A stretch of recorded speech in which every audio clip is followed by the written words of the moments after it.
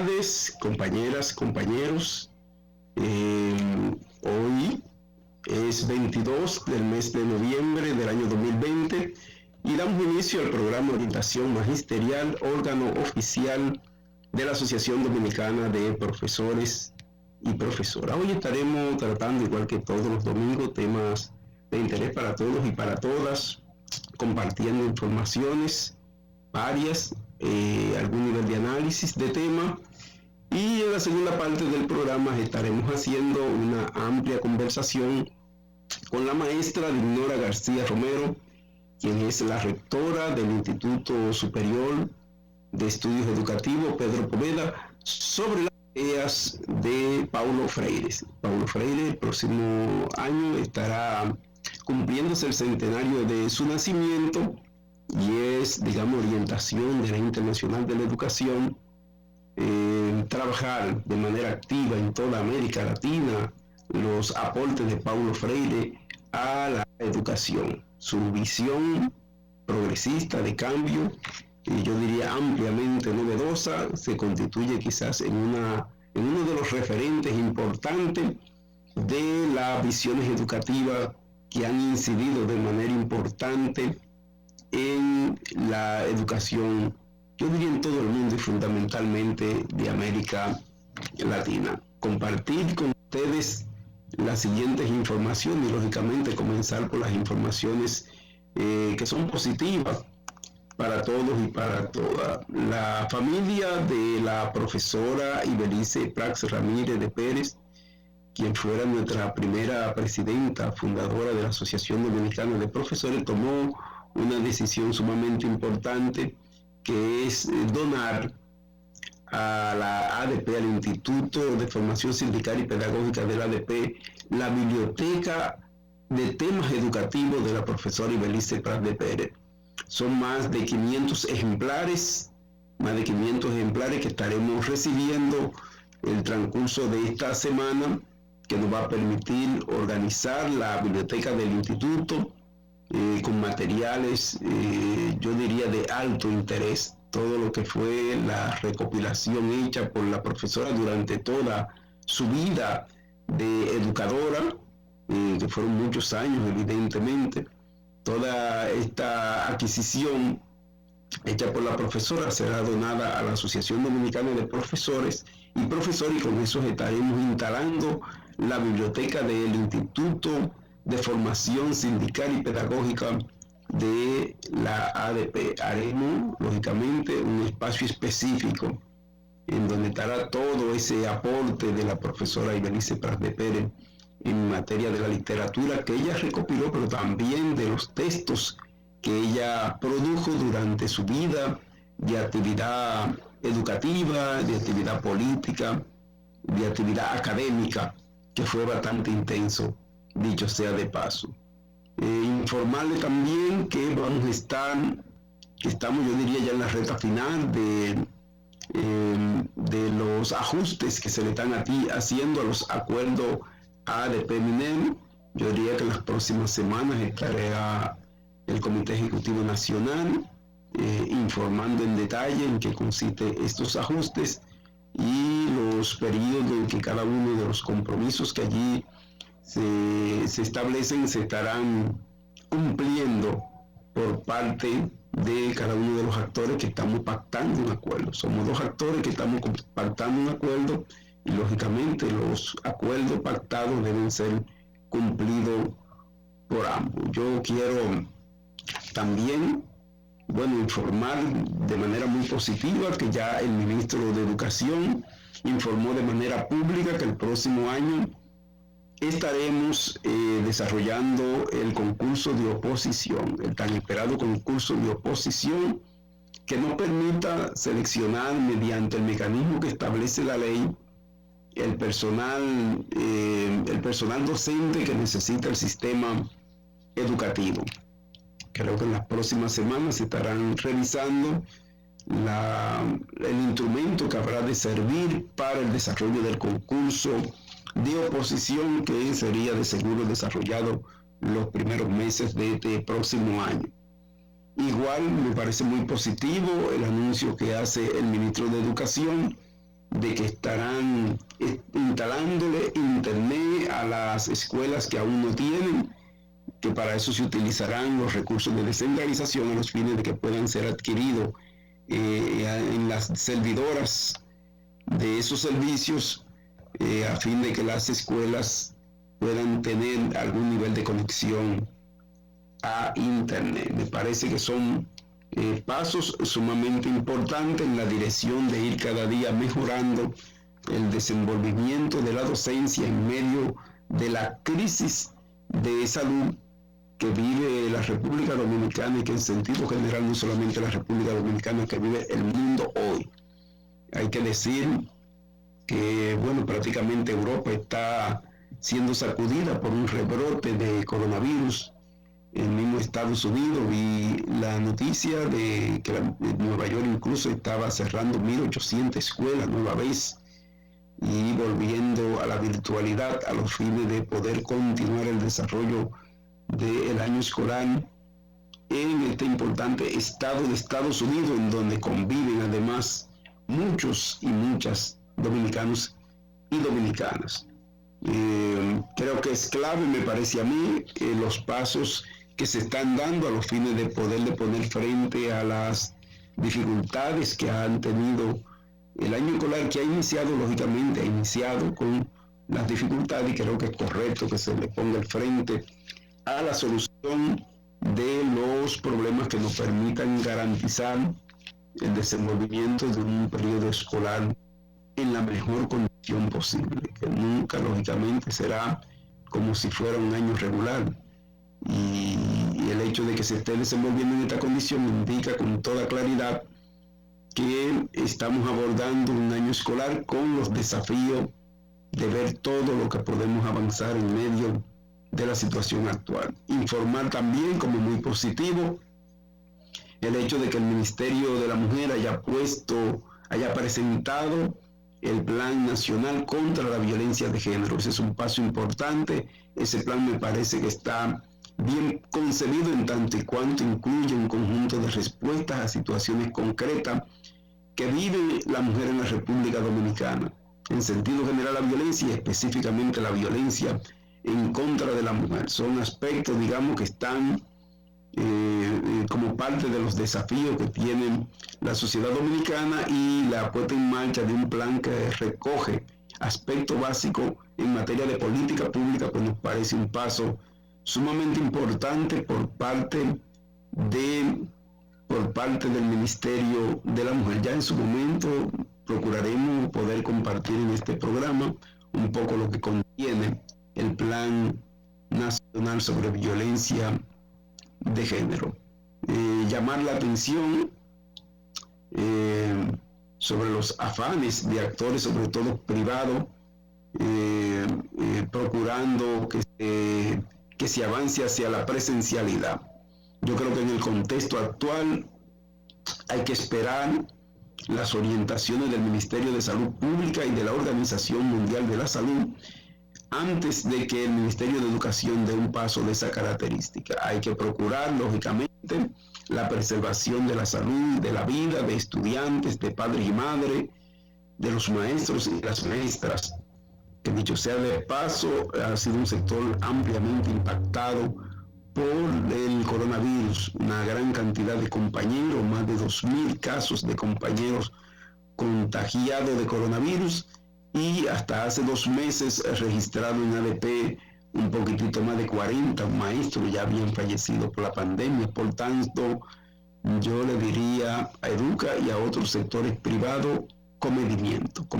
Esperemos a ver que estén las orientaciones precisas por parte del Ministerio de Salud Pública y de la Organización Mundial de la Salud, que son los mecanismos que manejan el tema de la pandemia, antes de que el Ministerio dé algún paso que posteriormente le pueda llevar a arrepentirse. Nosotros sabemos los impactos que tiene en materia de los aprendizajes el modelo de educación a distancia, en tanto y cuanto la verdad que el vínculo directo, la presencia humana, el trabajo directo del maestro con sus estudiantes es fundamental para poder tener resultados desde el punto de vista de los procesos de aprendizaje, pero hay una situación.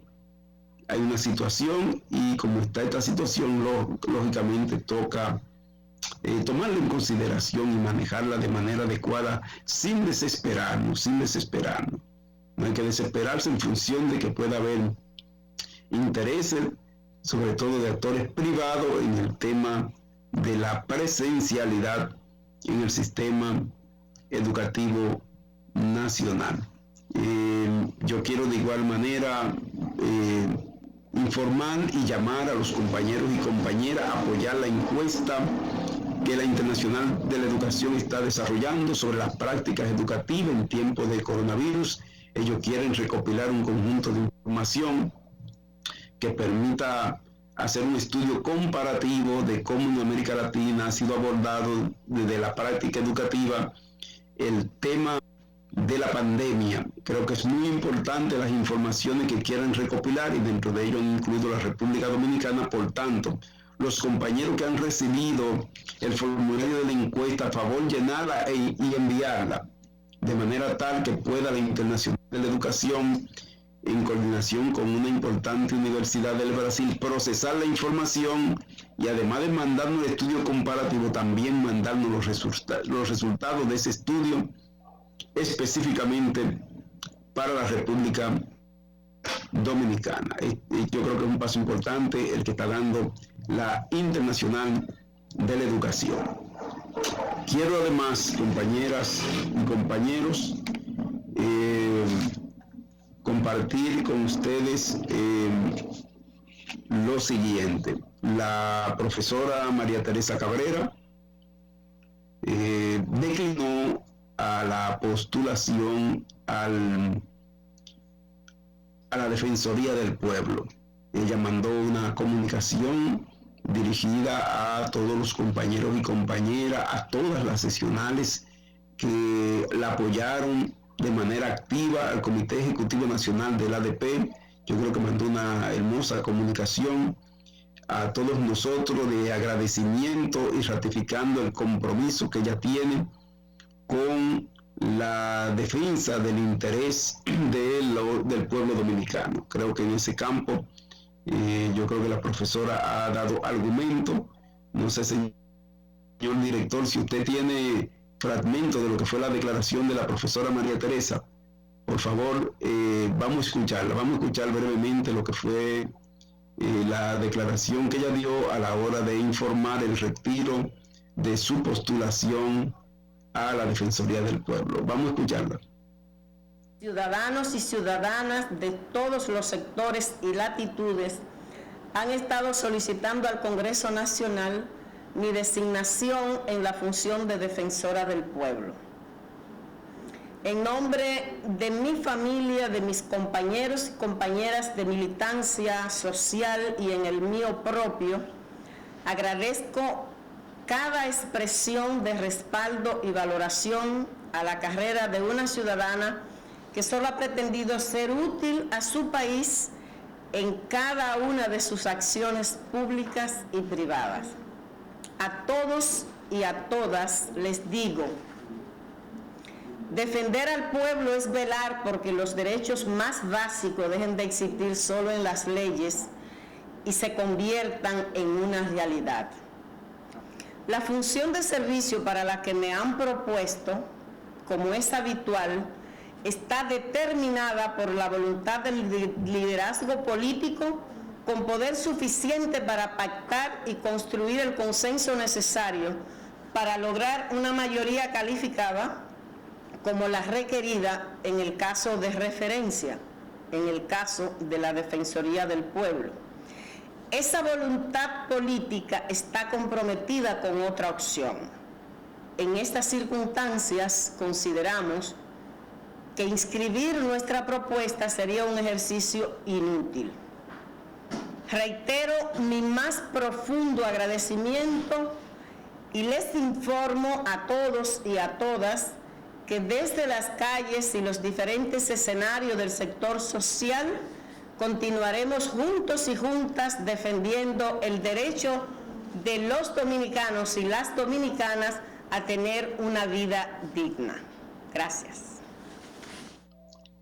Continuando con el programa de orientación magisterial, yo creo que la profesora María Teresa Cabrera ha actuado como siempre con una gran responsabilidad.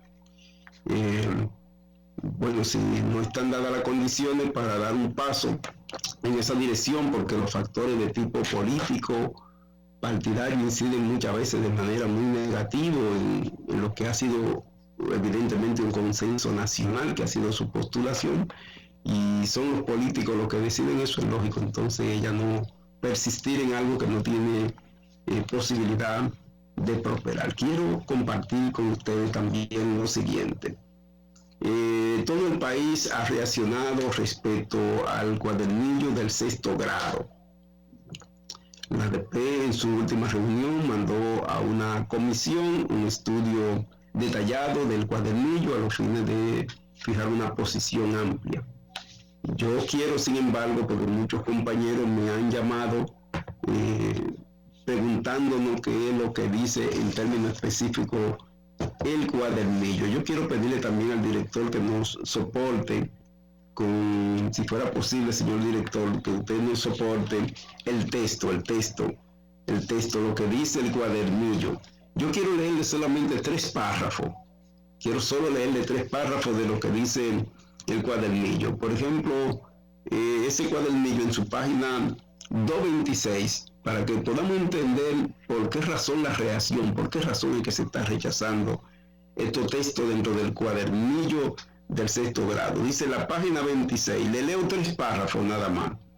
Dice, oigan el título: dictaduras usan coronavirus para sostenerse, conspirar y lucrar. Entonces, el primer párrafo dice: la crisis mundial por la pandemia del coronavirus es utilizada en beneficio del crimen organizado transnacional por las dictaduras de Cuba, Venezuela y Nicaragua. Antes de la pandemia, el régimen cubano, hundido en la miseria, trataba de disimular su nuevo periodo especial bajo la amenaza del desborde social, la usurpación de Venezuela. Agonizaba con sus principales capos buscados con millonarias recompensas, y el dictador de Nicaragua intentaba evitar una resistencia civil terminal. Otro de los párrafos dice: el castrochavismo implementó en el segundo semestre del 2019 un masivo e intenso proceso de desestabilización de las democracias en América Latina, promoviendo y realizando un fallido golpe de Estado contra el presidente Lenín Moreno en el Ecuador, destrozando con violencia la estabilidad y la economía de Chile, activando las guerrillas de la FARC en Colombia y ejecutando un extenso plan de desestabilización del gobierno del presidente Iván Duque en Colombia, lanzando una sostenida conspiración contra el presidente Jair Bolsonaro en el Brasil y más. Dice otro de los párrafos, así tomando nada más fragmento: la ofensiva del castrochavismo para desestabilizar los demás sistemas y gobiernos democráticos que pusieron en evidencia fue articulada por el Foro de Sao Paulo, confesada por el dictador Nicolás Maduro y su cómplice Diosdado Cabello, denominada Visita Bolivariana, operada por las embajadas de Cuba y Venezuela y miembros de la FARC en los países agredidos. Fue contenida, pero no derrotada, y perdieron al dictador Evo Morales de Bolivia, ahora prófugo. Eso cuando se escribió no había pasado el proceso electoral. Dice, pretenden para sostenerse con el pretexto del coronavirus. Las dictaduras no han dudado en usar más fuerzas, más represión interna y promover concentraciones, marchas y contactos masivos no recomendados. Dice más adelante, la indefección de los ciudadanos es extrema en el estado de pobreza, hambre e inexistencia de condiciones en los servicios de salud de estos países, mientras el sistema de amedrentamiento de facto y judicializado está en operación incrementada con la propaganda dictatorial falsificado en el Pleno. Finaliza esta parte con un párrafo que dice: en lo económico buscan la mejor ayuda internacional, pero con gestión dictatorial para usarla como herramienta de opresión y sostenimiento. Cuba ha reactivado su sistema de tráfico de personas, declarado por las Naciones Unidas como explotación esclavista, y con la complicidad de organizaciones internacionales de salud está vendiendo esclavos a varios países, entre los que se destacan Argentina. Estos son solo algunos de los párrafos que conforman los textos que muchos de nosotros hemos venido planteando la necesidad de que sean excluidos del cuadernillo de sexto grado de secundaria. Estos son parte de los textos que yo diría gran parte de la sociedad viene rechazando por lo que implica de manipulación y adoctrinamiento al estudiantado dominicano. Estos son parte de los textos que gran parte de la sociedad dominicana está planteando radicalmente la necesidad de que el Ministerio de Educación decida inmediatamente su revisión, su retiro, su revisión por parte de personal calificado de la República Dominicana. Y lógicamente estos textos representan para nosotros una gran preocupación en tanto implican la intervención de actores externos, de actores extranjeros en la educación de la República Dominicana, más en el momento actual en que nos encontramos. Textos que por demás no tienen rincón ni científico ni académico. Aborda como si fueran verdades sin tener argumento alguno para poderla sostener, y lógicamente no puede en ese marco ser utilizado como un texto de trabajo de la educación dominicana, un material que no permite el desarrollo de una visión crítica por parte de los estudiantes, una visión que le permita ver distintas ópticas, distintas opiniones sobre los acontecimientos fundamentales que están ocurriendo en la sociedad latinoamericana, y yo diría que en el mundo. Esta lectura que he hecho lo que busca precisamente es que nuestros compañeros y compañeras, que el público en general esté debidamente informado e instruido de cuál es el elemento se está debatiendo en torno al cuadernillo número 6, que de verdad remite a una revisión, yo diría general, una revisión general en torno a los contenidos que se están utilizando para el proceso de formación en la educación en la República Dominicana. Creo que el país espera del Ministerio de Educación tomar las medidas de lugar en este caso, y yo diría que la medida más apropiada para que el proceso de educación a distancia de verdad cumpla en estos aspectos en cuanto a contenido se refiere con lo que plantea la Ley General de Educación, en el sentido de formar seres humanos críticos, libres, con capacidad para pensar, para analizar, para poder tener opinión propia sobre los temas que le vinculan a la vida, le vinculan a la familia, le vinculan a la sociedad. Quiero pedirle entonces al señor director, hay un reportaje hecho por la periodista Gelitza de Jesús. Por favor, páseme el reportaje, y luego del reportaje pues vamos a estar dialogando con la profesora, la maestra, nuestra querida amiga Dignora García, sobre el pensamiento pedagógico de Paulo Freire. Vamos a escuchar este reportaje interesante. Señor director. De una manera atípica inició el año escolar 2020-2021, en medio de la incertidumbre por la falta de recursos tecnológicos e incluso energía eléctrica. Comenzó un nuevo proceso educativo que implicaría a los estudiantes no retornar físicamente a las aulas y trabajar desde sus hogares como su nueva escuela. donde los maestros dominicanos estarán más comprometidos que nunca con la educación y en total disposición de entrega ante este nuevo regreso a clases. La crisis sanitaria actual producida por el COVID-19 ha causado que en nuestro país la educación sea impartida a distancia, en busca de controlar la pandemia y evitar que el virus se siga expandiendo. La educación ha tenido que enfrentarse ante uno de los más grandes retos de toda su historia. Los estudiantes han sido los que más han sido afectados. Esta modalidad no presencial se ha llevado a cabo en muchos países del mundo para garantizar que el derecho a la educación sea factible. En estos meses de incertidumbre, crisis y enfermedad, la familia ha sido el sostén para poder enfrentar la difícil situación en la que hoy nos encontramos. Con la implementación de la educación a distancia, considerado como uno de los más grandes cambios a los que nos hemos enfrentado como resultado del coronavirus, el papel de los maestros y maestras es fundamental para poder obtener un resultado eficaz y positivo en este nuevo regreso a clases. Todo comienza a las 8 de la mañana, como si estuviera en una jornada educativa presencial.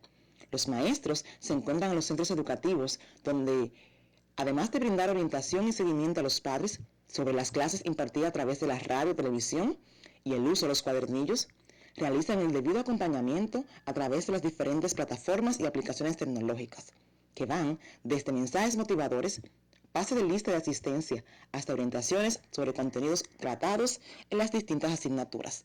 La motivación para esta nueva modalidad escolar es fundamental en el desarrollo de este proceso educativo.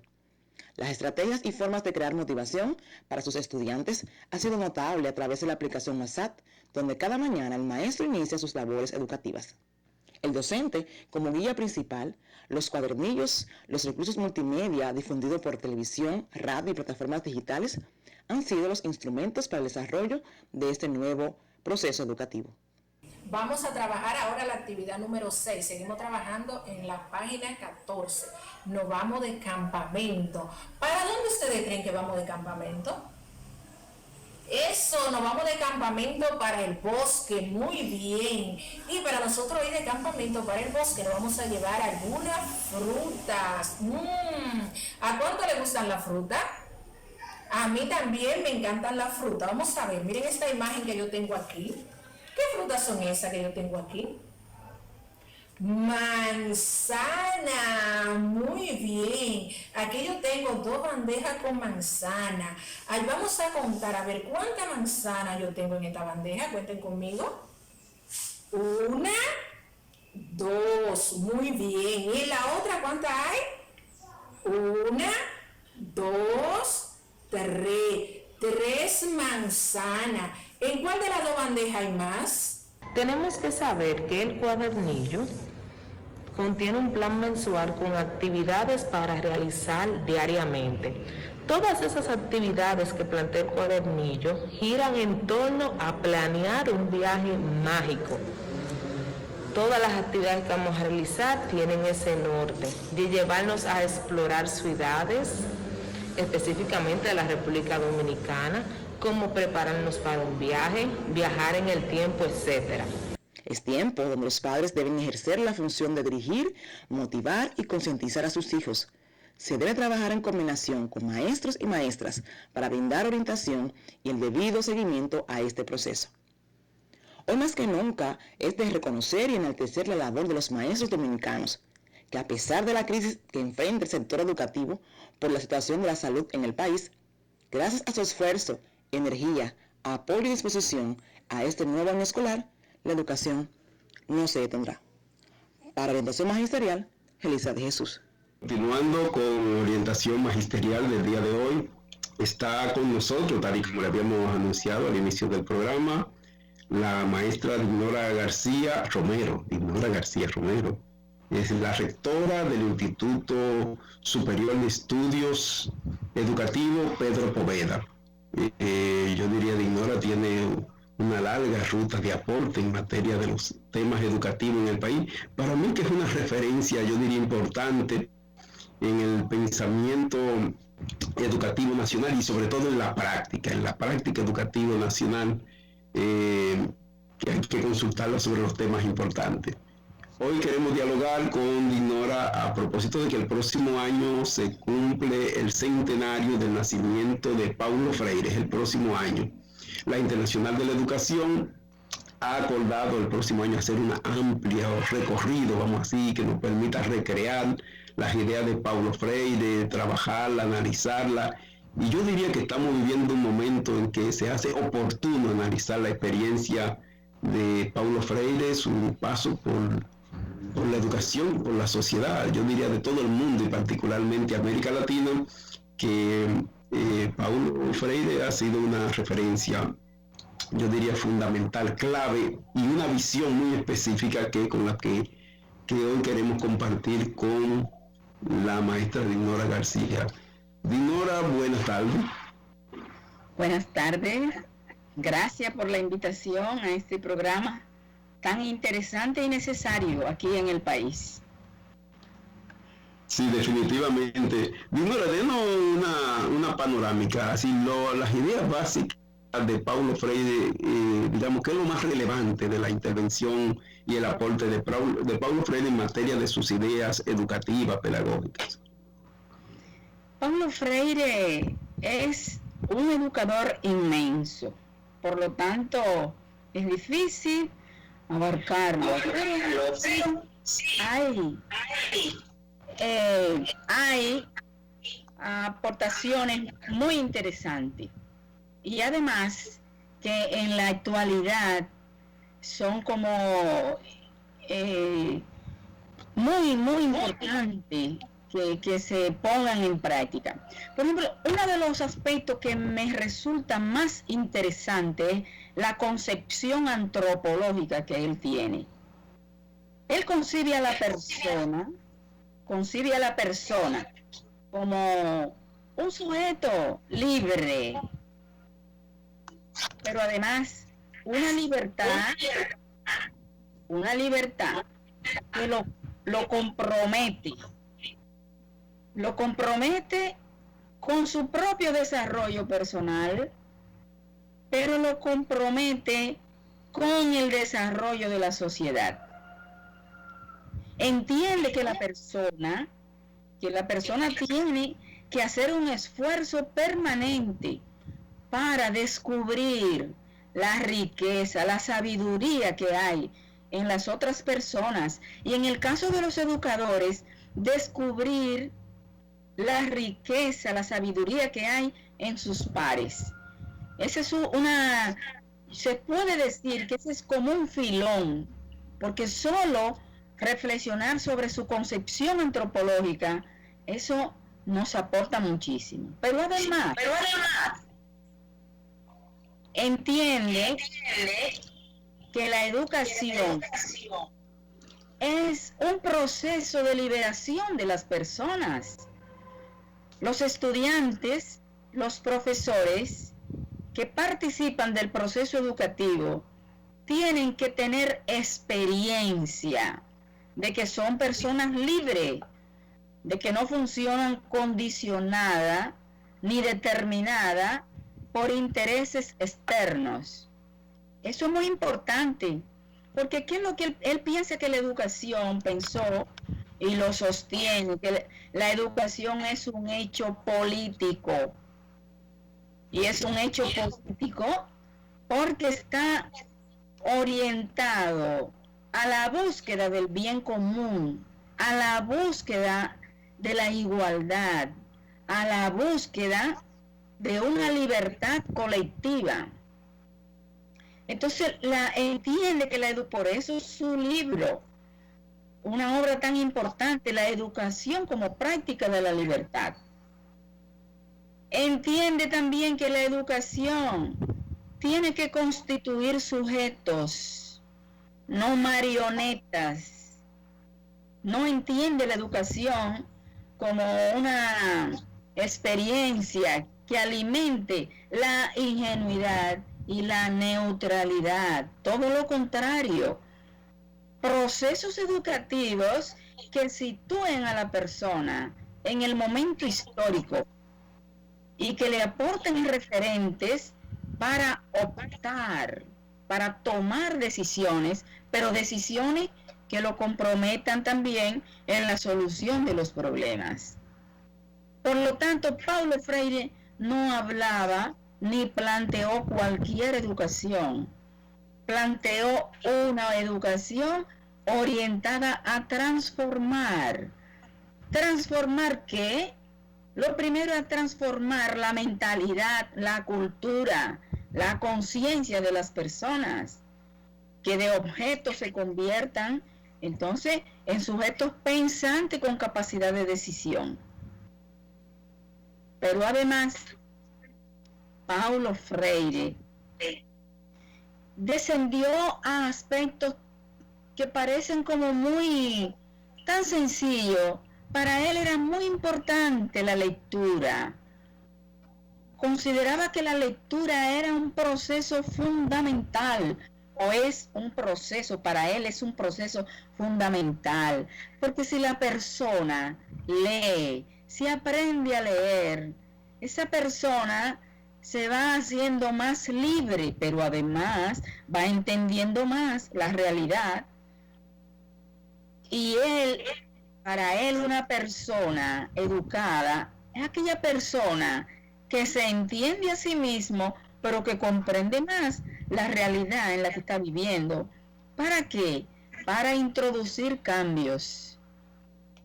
Él entiende que la educación es un proceso esencialmente dinámico y que tiene que generar cambios. Y esos cambios tienen que implicar a los profesores. Los profesores, él concebía también la educación y la práctica educativa como una obra de arte. Él entendía que los profesores tenían que asumirse como artistas. ¿Por qué? Porque ponen en juego toda su creatividad, porque ponen en juego todos sus talentos, porque ponen en acción toda su capacidad intelectual.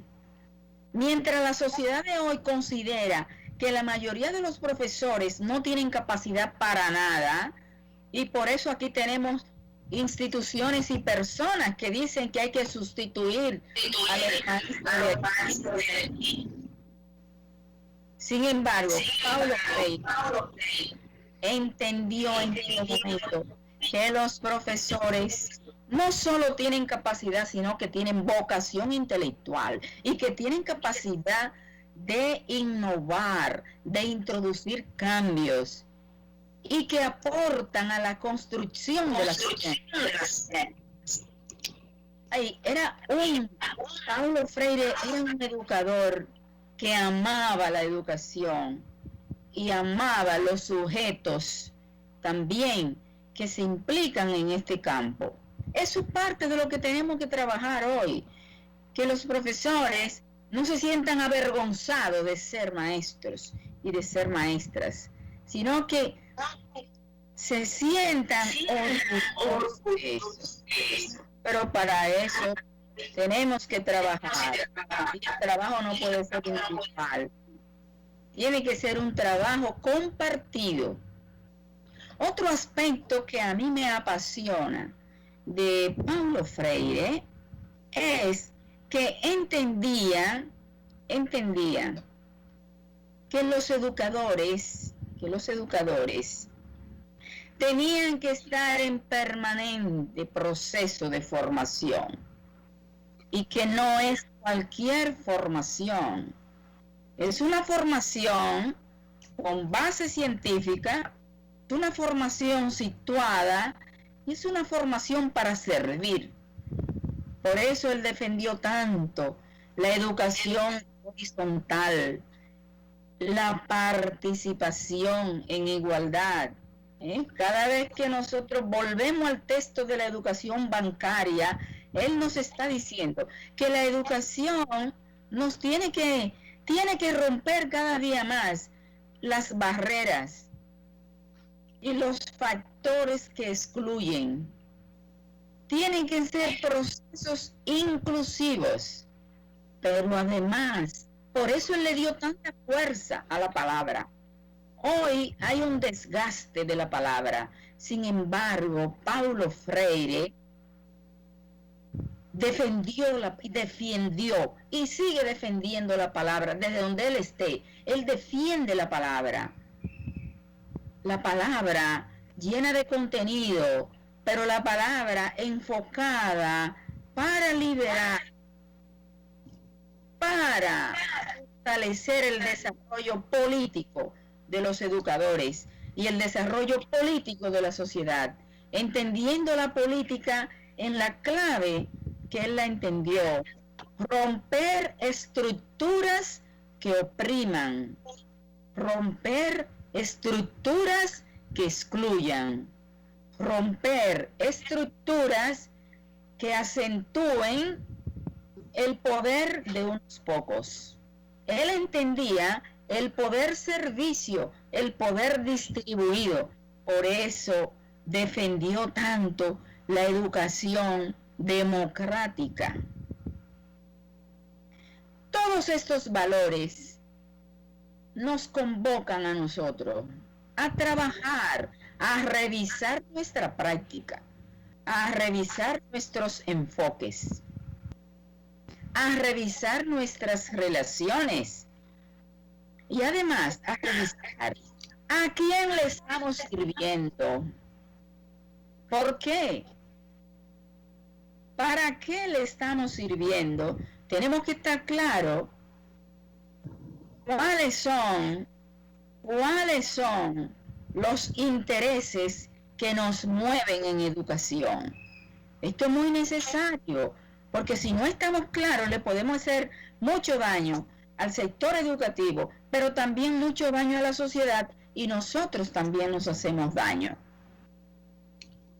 Pero tenemos que recordar que Paulo Freire es el educador de la pedagogía de la autonomía. Tenemos que ser cada vez más autónomos, más autónomas. No quiere decir más independiente. No es cuestión de buscar independencia, no. Nosotros todos somos interdependientes, porque nos necesitamos unos a otros, unas a otras. Nos necesitamos, porque tenemos complementarios. Y esos saberes complementarios tenemos que fortalecerlos entre todos. No es individualmente. Hoy estamos viendo lo precaria que está la democracia en el continente y en el mundo. Nosotros tenemos experiencia de la precariedad democrática en la sociedad, en la familia y en el aula, en los centros educativos, en los distritos, en las regionales, en el mismo sindicato. Pues muchas veces hay conatos, hay tensiones, y esas tensiones muchas veces afectan la democracia. Por lo tanto, nosotros estamos convocados a celebrar en grande el centenario que se avecina de Paulo Freire, pero tenemos que celebrarlo generando cambios significativos donde estamos. ¿En qué contexto nos estamos moviendo? ¿Dónde que estamos interviniendo? Empecemos desde el aula. ¿Cómo son nuestras decisiones? ¿Qué relación tengo con los estudiantes? ¿Qué concepción tengo de esos estudiantes? ¿Qué concepción tengo de mí misma? Si le tengo miedo a la directora, si le tengo miedo al ministro, si le tengo miedo al director de distrito, algo está funcionando en línea contraria a lo que plantea Paulo Freire. Y si descubro que eso va en la línea contraria de lo que plantea Paulo Freire, tengo que hacer un parón y revisar y cambiar la situación. ¿Por qué? Porque en vez de desarrollarme como persona y desarrollarme como educador, educadora, lo que voy a hacer es que me voy a embrutecer y me voy a volver un objeto. No. no estamos para involucionar.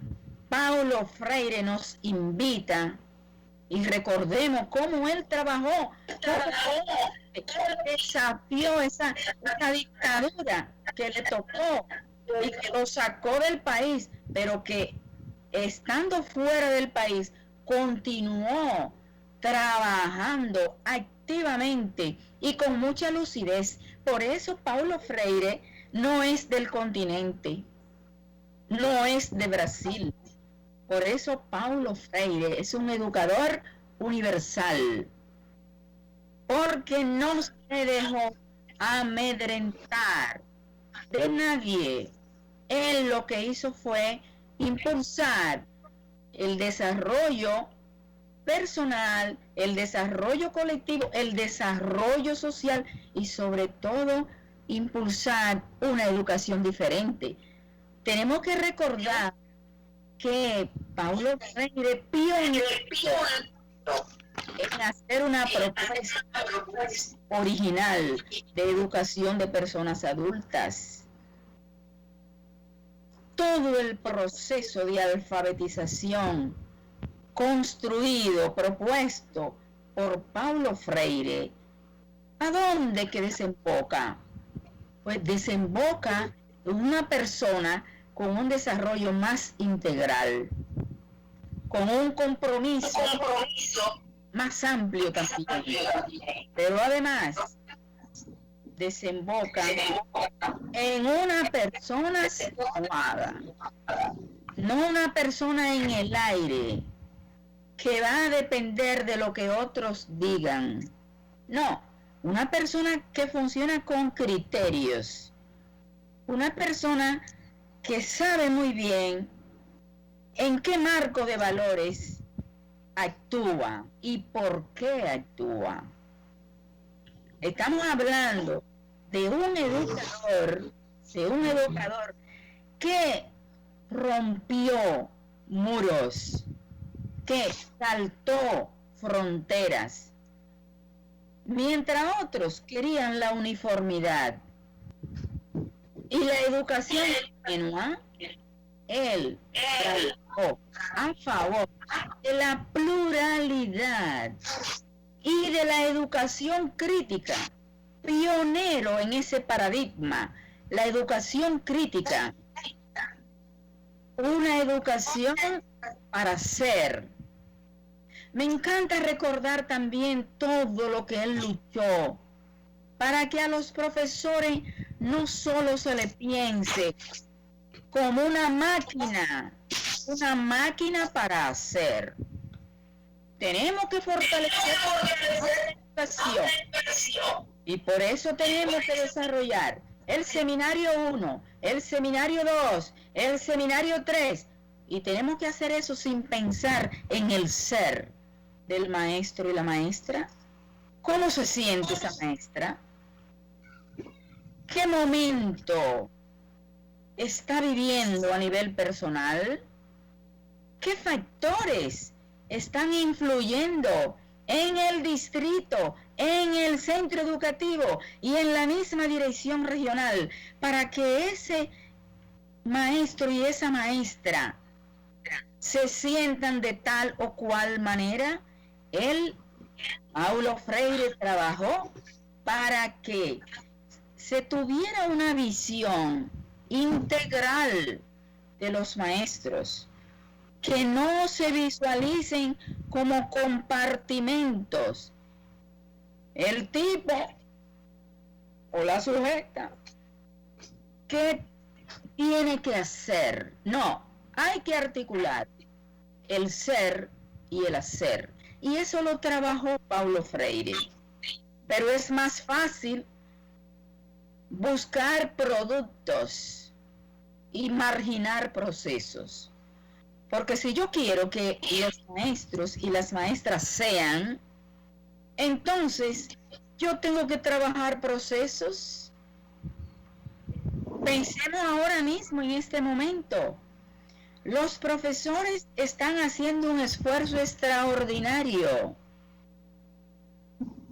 Pues ¿Qué procesos están desarrollando para que, además de desempeñarse con consistencia en las clases virtuales o en las clases de la radio o en las clases de la televisión, qué estamos haciendo para que ese maestro y esa maestra emocionalmente se sienta bien y para que el estrés no dispare su salud? ¿Qué tipo de pausas? ¿Qué tipo de metodologías se está implementando? Paulo Freire no solo promovió resultados, trabajó la combinación, la interrelación de procesos y resultados. Y eso hay que tenerlo en cuenta para los estudiantes y también para los profesores. No podemos estar de acuerdo con énfasis solo en el aprendizaje de los estudiantes. Atención, yo sé que la razón de ser de nuestra misión como educadores es el aprendizaje de los estudiantes. Pero ¿quién es que promueve esos aprendizajes? ¿Quién es que acompaña esos aprendizajes? ¿Quién es que cuida que aprenda lo más y lo mejor? Pues una persona que es la maestra o el maestro. Entonces hay que tener en cuenta también, hay que tener en cuenta y potenciar el desarrollo, el cuidado, la atención al profesorado. Pero también los profesores son los primeros que tienen que estar conscientes de que ellos tienen que cuidarse a sí mismos y que tienen que defender el cuidado a que tienen derecho. ¿Pero eso para qué? Para producir más y mejor, para servir más y mejor, para propiciar un desarrollo más integral al país. Otro de los aspectos que trabajó Paulo Freire es que los educadores tienen que sentirse como darse importancia y sentirse importante. Y por eso la maestra y el maestro, según las orientaciones de Paulo Freire, no puede trabajar de cualquier manera. Tiene que cuidar su práctica, tiene que remirar con frecuencia su práctica, tiene que analizarla reflexivamente para descubrir, como proponía él, qué cambios se están produciendo en mi práctica, hacia dónde me orientan esos cambios, a quiénes sirven esos cambios, etcétera, etcétera. Bueno, Dinora, se nos ha acabado el tiempo. Si se nos ha acabado el tiempo, excelente, maravillosa, yo creo, esta intervención de la maestra Dinora García. Dinora, toca otro programa con usted para que podamos ver el contexto actual, lo que está pasando en la escuela a la luz de las ideas de Paulo Freire. Yo quiero agradecerle que usted haya compartido con nosotros estas experiencias y este análisis, yo diría bastante profundo. Bueno, ya el tiempo de verdad no concluyó. Pedirle a nuestro director, el próximo miércoles es el Día de la No Violencia contra la Mujer, que es el día además que corresponde al asesinato de las hermanas Mirabal. Yo quiero concluir el programa con una canción hermosa en donde se le rinde homenaje a las hermanas Mirabal. Dinora, estaremos juntos en próximo programa y gracias. Muy bien, gracias.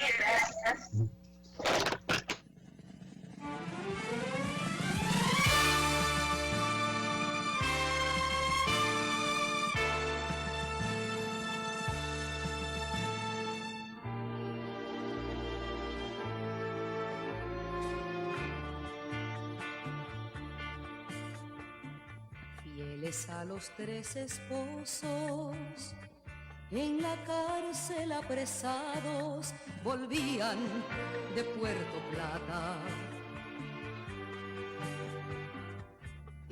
noche de noviembre, allá arriba en la montaña, por un camino al abismo, el tirano de la muerte seguía a las tres hermanas.